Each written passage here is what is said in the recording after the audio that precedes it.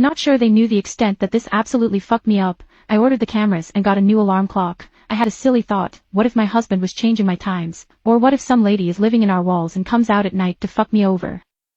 Plugged in my new alarm clock, but kept the original one still plugged and hidden under my bed. I set my original clock to 6:30 a.m. in secret, then set my new clock to 6:30 a.m. in front of my husband. He let me know we would work through this no matter what. The cameras would be arriving the next day as well, so this gave me peace of mind. We go to bed. I wake up to rustling next to me.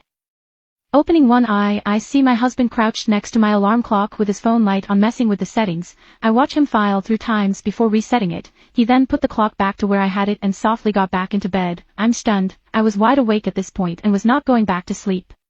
2 hours later at 3 a.m. my alarm goes off loudly. I jumped and so did my husband. He then looks at his clock, sees it's 3 a.m. and starts yelling at me. I snapped back, telling him I saw him change the time on my clock to something else. For a moment we started at each other in silence before his face went from anger to laughter. He started laughing so hard tears were pouring from his face. Through small gasps of air he let me know he and one of his friends have been fucking with me for months as a prank. I was silent and let him continue. It started as 5 minutes here or there, making me feel like I had poor time management, but they decided to ramp it up since I didn't catch on to their prank.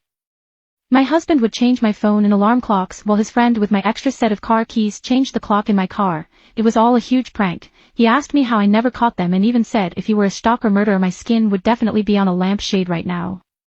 I didn't know how to feel. I was relieved that I in fact was not going crazy, but so hurt at the fact that he would do this to me, put my job in jeopardy, carry on so far, and even yelled at me knowing he is the one that sabotaged me. I packed my things and went to my parents. I filed for divorce 2 days later after coming to the conclusion that if he would go this far with a prank, then what else would he go this far for?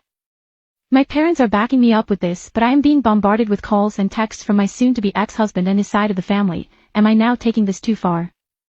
Am I ending our otherwise happy marriage for nothing? I'm second-guessing myself since he has never done this before and maybe he just didn't know when to stop.